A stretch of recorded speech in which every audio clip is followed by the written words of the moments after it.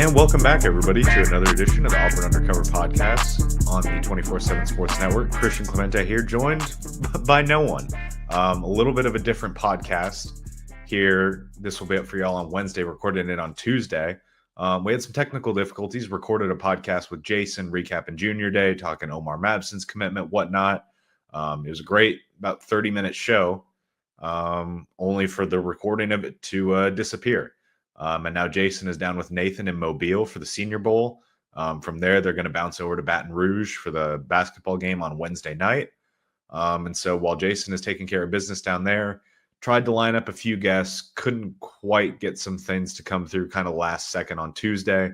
So instead, just going to do a solo show, and we'll see how it goes. I don't think I've ever done a solo podcast. Feel like it will not be entertaining. Might set some record low numbers in terms of viewership, but we're here anyway. And for those that are here, and if you're here on the YouTube, definitely make sure to subscribe. Our intern, Patrick Bingham, has been doing some fantastic work. I mean, if you're watching this right now on YouTube, all the kind of overlay and whatnot is all Patrick's work. He had an awesome cinematic recap of the Auburn-Tennessee basketball game that he posted on Tuesday as well, plus a bunch of other different video stuff. So definitely make sure to subscribe to the YouTube if you're not already. Totally free, will not cost you anything, and it is much appreciated for us. Getting into things in terms of Junior Day and this past weekend with recruiting, obviously the basketball game was the big thing, but Auburn football had its big recruiting event of the month as well. And it did lead to a commitment in the 2025 class, Omar Mabson, although initially a 2026 guy.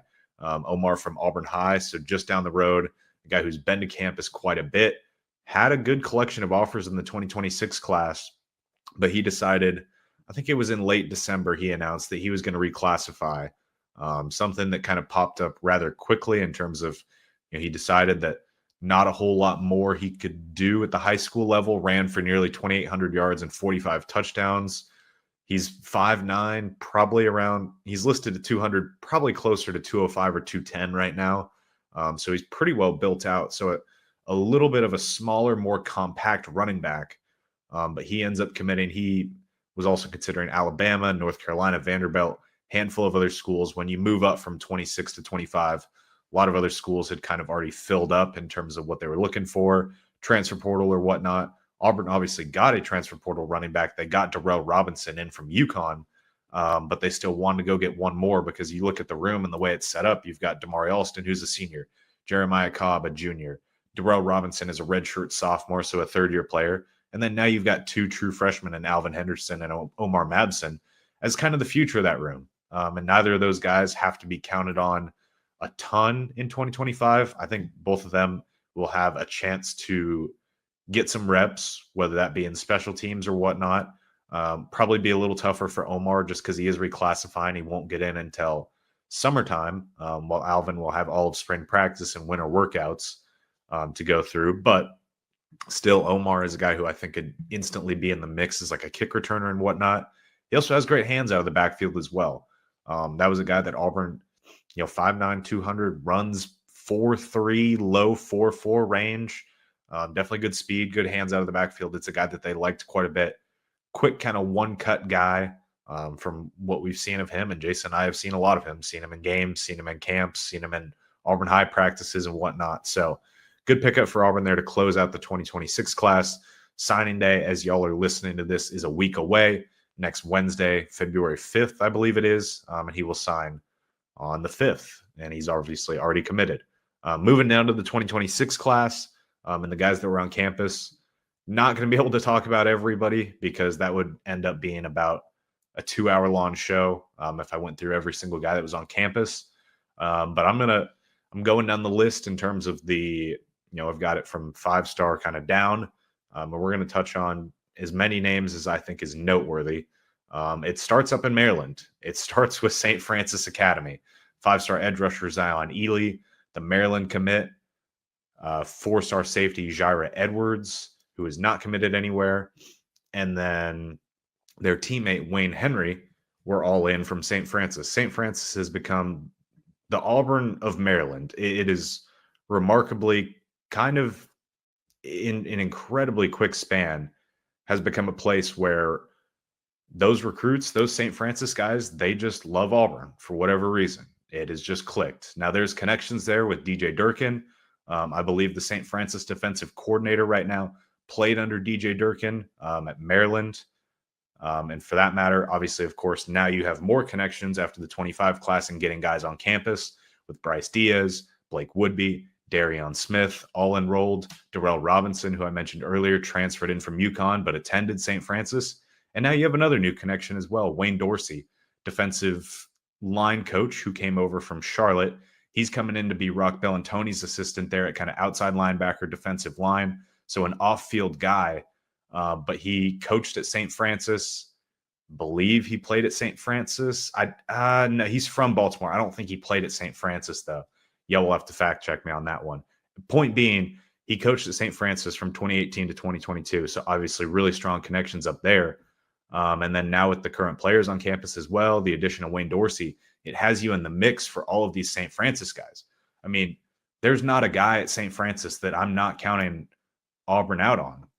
They just offered an offensive lineman up there who Auburn is squarely in the mix for as well. There's 2027 guys. There's 2028 guys that Auburn has already offered, and they're already taking a strong look at Auburn. These guys have just said that Auburn feels a lot like St. Francis to them. I was talking with Bryce Diaz a little bit over the weekend. He said, look, we had a St. Francis house back in Maryland, and he's like, we want to have a St. Francis house again down here in Auburn. And these guys they want to stick together. They want to keep playing together. And one of the most interesting quotes of the entire weekend, and honestly, one of the most interesting quotes I've probably ever heard from a recruit, at least from my perspective. I just found this really interesting. Came from Jaira Edwards, the number 3 safety in the country, who is not committed to Auburn. That's the key here. He said, quote, seeing a great basketball game, then the after party with the guys, seeing all the teammates, just being in the atmosphere of Auburn University is a great time. I suggest that for any other recruits to come see what Auburn has to offer. He's not saying that as an Auburn commit. He's not committed. It's not like he's trying to get guys around him in the class, at least not yet. He's saying he's openly kind of campaigning. Look, you guys should come see what Auburn has to offer. I like it a lot. Other people should come see it too. Jaira Edwards is definitely a guy that I think Auburn is squarely in the mix for and has a very good chance to land. Zion Ely, going to be more of an uphill battle, but you're still in it with him for sure. And then Wayne Henry, obviously locked in as a safety commit. He said he doesn't plan on going anywhere. So we'll see kind of what happens there. Another 5-star from Maryland that was in town, Manny Iheanacho, the 5-star offensive tackle, nickname Manny, first name Emmanuel, but everyone calls him Manny. Second time on campus, visited last spring. He said that he had a good visit the last time he was here, but this was an even better visit. One of the biggest highlights for him was meeting with the strength coach, Coach Dom. Mentioned how Dom coached Laramie Tunsil over at Ole Miss. Laramie Tunsil still comes back to train at Auburn with Coach Dom now during the offseason. Obviously, the NFL offensive tackle first-round pick with the Houston Texans now still keeps training at Auburn, even though he went to Ole Miss, all because of Coach Dom. So meeting with him was big for Iheanacho. After the visit, had some really good things to say. And then at the end, asked him, where does Auburn kind of stack up for you? He said, no, they're about 5th or 6th. Some people took that as a very bad thing. Some people said, it's time to just move on, stop recruiting him. Don't feel like this is worth it. I promise you, Auburn knew that's about where they were. They didn't go into the visit thinking, we're leading or, we've got a good chance to take the lead here. Auburn knew they had ground to make up. They weren't in 5th or 6th going into the visit. They moved up to 5th or 6th. They were not just there the whole time. Auburn had a move to make. They made it, and now they've got another move to make. He said he'll be back in the spring. Wayne Henry said probably April 5th is the time all those Maryland guys are going to come back down. That's the week before A-Day. Maybe it just works out with their class schedule or something. Not entirely sure why it's April 5th. But point being, get Iheanacho back in the spring, which he said he plans to come back for a spring visit. Then he said if that visit goes well, he'll decide official visit, whether or not Auburn will get one. So you're in 5th or 6th right now. Try and get him back in the spring. Try and get into 3rd or 4th place or whatever it may be. And then with the official visit, once you get an OV, all bets are off, and you've got a fighting chance. You're going against all of the best in the nation. You're going against Oregon. You're going against Georgia, Penn State, Ohio State. Anybody and everybody wants Manny Iheanacho because he's the number 2 offensive tackle in the country. And he's over 6'6" and probably 350-ish pounds. and he does not look fat at all. I mean, Jason mentioned it when Iheanacho first got there. He said that looks like a guy that's training for the NFL Combine, not getting ready for the second semester of his junior year. So that's a guy that going to be a battle, but Auburn is going to keep pushing for him. Another 5-star that was in on campus, Tristan Keys. Going to mention him and Cedarian Morgan here, just do the wide receivers. They were in with Denarius Gray and Devin Carter. Honestly, one of the more interesting things to watch over the weekend was Devin Carter was being a very vocal recruiter. He spent pretty much his whole time around Tristan Keys trying to get the 5-star wide receiver to join him on the commit list. And still a long way to go there. But Auburn made a move with Keys, and it was kind of a late visit. He was one of the late additions to the list, but that was a guy that Auburn has always been in the mix with, and the addition to Deuce Knight specifically helped them quite a bit there. Obviously, both of those guys are from Mississippi. Deuce, fringe kind of 5-star guy, 5-star, I believe, in the composite rankings. A guy that a lot of people know, a guy that Tristan Keys obviously knows really, really well, not only as a close friend, but as a football player. And he believes in him. And Keys is really excited to probably get back in the spring and see how the offense looks. And so a lot of this recruiting class, this 2026 recruiting class, is going to be about proof of concept. What do you see on the field? What do these quarterbacks, running back, you already have the proof of concept, but what do these wide receivers see on the field? They already got to see a good chunk of it last year, but how does it look this year, especially with what should be, on paper and what you're hoping, if you're Auburn, is a better quarterback room. And then Cedarian Morgan, I mean, anytime you can get him on campus is big, even though he's 35, 40 minutes down the road there at Benjamin Russell. He's a guy that you get on campus as much as humanly possible. Keep pushing for him. Keep building those connections. Even though you were one of his very first offers, you just keep chipping away. Keep seeing where things go. Love where Auburn sits right now. He said he's going to take a bunch of visits in the spring, probably get out to Oregon, get out to USC, get up to Ohio State, go to Clemson, go wherever. He's going to go see as many schools as possible. He wants to really, truly build out his list because to this point, he's seen Auburn, he's seen Alabama, he's been down to Florida. I think he's been over to Texas A&M, maybe up to Ohio State once, but he really has not seen a lot of these schools. So he wants to see a lot of these other schools that are recruiting him. He's gone from being Malcolm Simmons' teammate at Benjamin Russell, who didn't even have a 247 profile, to being the number 10 player in the country and the number 2 wide receiver and a national level recruit who has offers, just coast to coast. So it'll be interesting to see how all those visits impact things in terms of where Auburn stands. But as of right now, still love their chances. At the running back position, you had 3 good ones in. Jay Lamar from Colquitt County, Xavier Crowell from Jackson, and then Derek Cooper from Chaminade Madonna. Derek Cooper, teammates with Denarius Gray down there and coached by Sean Shivers, Worm, former Auburn running back. So you have some connections there. Derek Cooper is going to be a tough one. It's going to be an uphill battle. He committed to Georgia for a couple of days last summer. He kind of made a quick commitment and didn't talk it over with his family from what I could gather and decided, look, going to back off and kind of reset here. But Georgia is definitely still in the mix. Miami in the mix. Auburn in the mix. I think that's your top 3 that you're looking at right now. But Alabama, Ohio State, some others still involved as well. Said he'll be back for an official visit. So see kind of what happens there. Xavier Crowell, the in-state guy, Auburn definitely is going to have a chance. They always have a chance when it comes to in-state guys that they like. But the interesting note was Jay Lamar from Colquitt County. Going to be really tough. He loves Georgia. He said he grew up a huge Georgia fan. They're kind of his dream school. He's mentioned that several times. But Auburn really, really likes this kid. 6 foot, 205, big, pretty physical running back that can go between the tackles. Auburn likes him quite a bit. He visited last fall as well. So we'll see what happens there. Didn't get a chance to talk with him after his visit, but that's a guy that Auburn's going to keep pushing for really, really hard. We'll keep going positionally here because I kind of like the flow of just going down the list here a little bit. Caden Prothro could not make it in at tight end, but he's expected to be in this Saturday. But you did still get in Xavier Tiller, the Texas A&M commit, and then Evan Jacobson from Iowa. 2 top targets at that position. Evan Jacobson, he plays basketball like at a high level in Iowa. Like he loves to play basketball. And his older brother played basketball at Nebraska and Iowa State, then played professionally in Ukraine. before going back to playing football, and now he's kind of bounced around in the NFL with the Seahawks, Colts, and Saints. Point being, Evan Jacobson loves him some basketball, so he was geeked out getting to watch the Auburn Tennessee game on Saturday. There was no chance in the world he was leaving that game early. He wanted to stay until the last second, watch obviously experience the atmosphere, but just watch the basketball game. He was super excited to watch that. Same goes for Xavier Tiller as well, who plays basketball, not quite at the same level at Langston Hughes, but plays basketball and has been a basketball guy for a long time. Jacobson, Auburn is squarely in the mix for, and Xavier Tiller, I had a prediction a crystal ball in for him to land with Auburn. Coming out of Big Cat last year, felt like Auburn was in a good spot. They faded somewhat. Things went a little bit quiet over the course of the fall. He did visit once, but then he went up to Texas A&M and made kind of a surprise commitment. But the way things are trending right now, kind of feels like I might get that crystal ball back. Really feels like Auburn has continued to make a move here, continues to sit in a strong spot with him.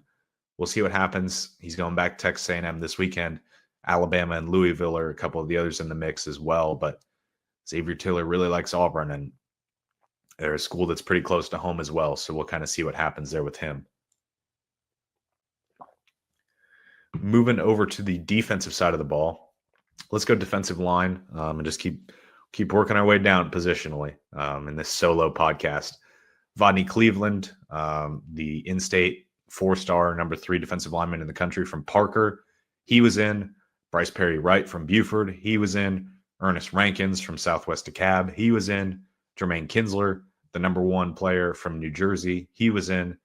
There's all your true defensive linemen that were in on campus over the weekend. It's a really fun group for Vontrell King-Williams to be recruiting this year. He had a haul in 2025 with Malik Autry and Jordan Crawford, who was obviously teammates with Vodney Cleveland, Antonio Coleman, Darion Smith. He's got a lot of names to choose from again in 2026. And he had a lot of them on campus, obviously, over the weekend, but didn't even have guys like the Harris twins, Aiden Harris and Andrew Harris. Andrew being recruited as more of an edge, Aiden being recruited as a true kind of defensive lineman, defensive end. You could throw Jordan Carter into the mix there as well, who's being recruited, the Texas A&M commit, who's being recruited as a 5-tech, more of a defensive end. Zion Ely also being recruited kind of as a defensive end / buck linebacker. So it's a little bit of Rock Bellantoni, a little bit of Vontrell King-Williams going back and forth. In terms of those guys, Rankins, he said Auburn is in the top 3 with Georgia and Alabama, and he'll be back for an OV. Auburn's definitely in the mix there. I'm just not really sure where he stands for Auburn. I know he's a target that they really like. He wouldn't be at junior day if that wasn't the case, but know that they love Bryce Perry Wright. And that one feels like it could come down to Auburn and Clemson in the end, although there's plenty more in the mix as well. Auburn really likes Vodney Cleveland and feel like they're in a really good spot with the former Alabama commit as well, especially coming off this weekend. Where does Jermaine Kinsler fit in? That's his first visit to Auburn, but they made an impression, and he said that he wants to get back. So we'll see kind of what happens with that. But it's going to be and that the names that were on campus isn't even close to filling out the amount of total names that they like and blue chippers as well. So there's plenty more. Quick edge note, Trenton Henderson was in. So that's Rock Bellantoni's guy, spending a ton of time with him. Auburn continues to sit in a really strong spot for him. He's not in a huge rush to make a decision, though. Probably won't do anything until the end of the summer. But as it stands right now, recording this on Tuesday, January 28th, feels like Auburn is either the leader or right up there as one of the top 2 or 3. He said as much. He said Auburn is a top 2 school for him previously coming into the weekend. And then when we asked him where does Auburn sit, he said they're very high. So I think Auburn sits in a good spot there. And there's, that's again another position that's stacked. Mentioned Andrew Harris, Trenton Henderson, Jordan Carter could kind of go either way. Zion Ely, same way. Tank Jones, he wasn't in this weekend, but that's a guy that they're still in the mix for. Hezekiah Harris, obviously already committed, and he was in this weekend. A lot of edge guys for Rock Bellantoni to choose from in this 2026 class. There at linebacker was just Anthony Davis from Grayson. Continue to feel like Auburn is in a good spot with him and kind of if they want him, they can get him type deal. And I think they do want him, and I think they do like him, but the linebacker board there's there's a lot there. So it'll be interesting to see how things shake out. He wants to have a decision sometime in the summer. Moving back to the secondary at cornerback, you had Zion Gibson, the Alabama commit, Jaden Broadnax from Boca Raton, and Jordan Thomas, another player from New Jersey, teammates with Kinsler. All three of those cornerbacks were in. Zion Gibson doesn't say a whole lot, but he's been committed to Alabama for about a month or so now, and Auburn's still in the mix. They're not going to give up on that one until signing day. Jordan Thomas, similar to Kinsler, first visit, said he really liked it and said he wants to get back, but still a ways to go there. The most interesting of these three was honestly Broadnax, who said Auburn is in his top two. He said that he'll have a decision within the next 3 to 6 weeks or so. Said he'll probably visit Florida this upcoming weekend. Said Michigan and Louisville were also in the mix, but it seems like it's kind of Auburn and Florida. And then, I mentioned Wayne Dorsey earlier being a new off-the-field hire. Auburn has a new off-the-field hire at cornerback, Antoine Richardson, who coached at Louisiana Tech, played under DJ Durkin at Maryland, but is originally from the Delray Beach, Boca Raton kind of area down there in Florida. And after his time at Maryland, started coaching high school football down there. Literally, I think it was 2 or 3 years ago, coached against Broadnax and knows him from then. And those guys are still kind of close. And, they were still joking around about that game where they played against each other. And Broadnax's team won on a Hail Mary at the last second. So really interesting connection there. But learned a lot about the cornerback board, especially with the emergence of Broadnax. Knew of him, didn't know a whole lot more than that, though. So it was definitely kind of interesting to see where things stand there. Realizing I did touch on Jair Edwards earlier as we're getting to the safety board, but Braylon Womack was also there from Hartfield Academy in Mississippi. I mean, you had the number 2 and the number 3 safety in the nation in for a visit, along with Xavier Larice, who's a 4-star, and then Wayne Henry, who's obviously committed already. Braylon Womack, the interesting thing there is he already had a top 4. He already had a group that he was focusing on pretty heavily until Auburn offered him TJ Rushing, getting elevated after Charles Kelly left. And, his sister is on the softball team, transferred from Ole Miss to Auburn. I think it was this past offseason, maybe the year before. I don't remember exactly, but big deal. Maybe not as big of a deal for Braylon. He said we'll have different paths. It could end up with us both at Auburn, could end up with us, at different schools or whatnot. But you always have to take into account the mom, the dad, the family.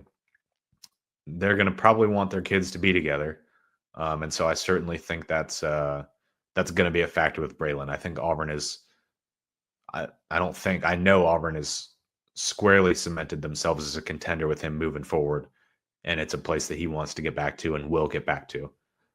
Those were all the 4-star guys, 3-star guys, a couple guys that I'll mention here. Travis Burgess, the quarterback from Grayson. He was offered at the end of December. He's a guy that this staff has continued to like more and more, especially after he got some more time around the staff on Saturday during junior day. Some of that time is kind of spent watching film. I don't want to say it's a test, but it's seeing what is this guy like off the field, what's his football knowledge, football IQ kind of at. And from everything that we've heard, Burgess excelled in the meeting room and was a guy that really impressed them, along with his film impressing them enough to get an offer. So that's a guy that we're going to continue to watch moving forward at quarterback. I think he's moving up the board for sure. And then Parker Pritchett, the interior offensive lineman, 3-star from Carver over in Columbus, Georgia. He's a guy that this staff has treated as a priority. He's a guy that this staff really, really likes. And they get him on campus for a visit, and it goes really, really well, to the point where I put in a crystal ball prediction for him on Tuesday. Now, he's in no rush. There is nothing imminent there. That is more of a projection. I like where Auburn sits. I like where things are headed eventually here. I like that Auburn really, really likes him. I like that he really, really likes Auburn. I like that he used to grow up in Auburn. As a kid, he grew up in Auburn for 4 or 5 years before moving 40 minutes away to Columbus, Georgia. I like that. I like how Auburn is prioritizing him as an interior offensive lineman. So all of those kind of lead me to the point of deciding to put in a crystal ball for him and that Auburn will eventually land him. With that, I think probably wrap it up. Touched on a lot of those names, more baseline stuff. Didn't go super in depth, I would say, but first solo show, kind of see where things are at. Hopefully less solo shows moving forward, even though this was the first one. Much rather have Jason or whoever on, and we will. Next week, I think the goal is Jason and I will record and try and get Omar Mabson on for a little bit. Let y'all get to know him, Auburn's new running back commit, who by next Wednesday will be a signee. Great kid.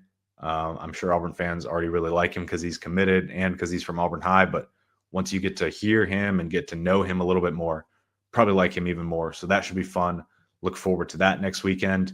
In terms of other podcasts this week, not entirely sure what Nathan and Jason are planning down there in Mobile and then headed to Baton Rouge. So stay tuned for that. Probably have a Thursday night live when they get back, but not entirely sure. So we'll see kind of what happens there. So stay tuned.